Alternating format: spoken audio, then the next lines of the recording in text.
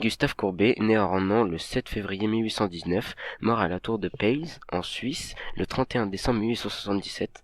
Gustave Courbet provient d'un milieu aisé. Très tôt attiré par les domaines artistiques, il étudie le dessin dans sa ville natale avant d'intégrer l'école de beaux-arts. Analyse du tableau. L'immense atelier est sans doute la composition la plus mystérieuse de Courbet.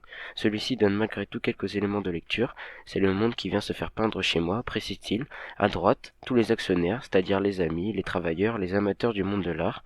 À gauche, l'autre monde de la vie triviale, le peuple, la misère, la pauvreté, la richesse, les exploités, les exploiteurs, les gens qui vivent de la mort.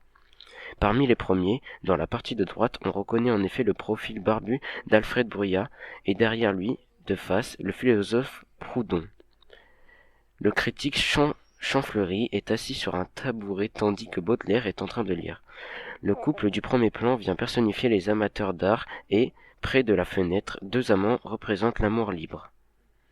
Du côté de la vie triviale, on trouve un prêtre, un marchand, un chasseur, qui pourrait avoir les traits de Napoléon III, ou encore un ouvrier inactif et une mendiante qui symbolisent la pauvreté.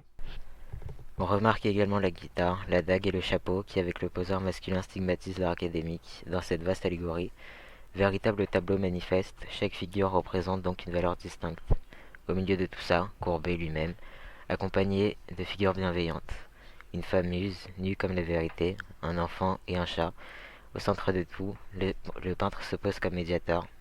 Courbet affirme ainsi la fonction sociale de l'artiste dans une vaste scène aux dimensions de la peinture d'histoire. Face au rejet de sa toile, destinée à l'exposition universelle de 1855, Courbet construit un pavillon du réalisme. En marge de l'événement officiel, il y organise sa propre exposition, dans laquelle figure également un enterrement ornant, afin que toute la société ait accès au travail de l'artiste.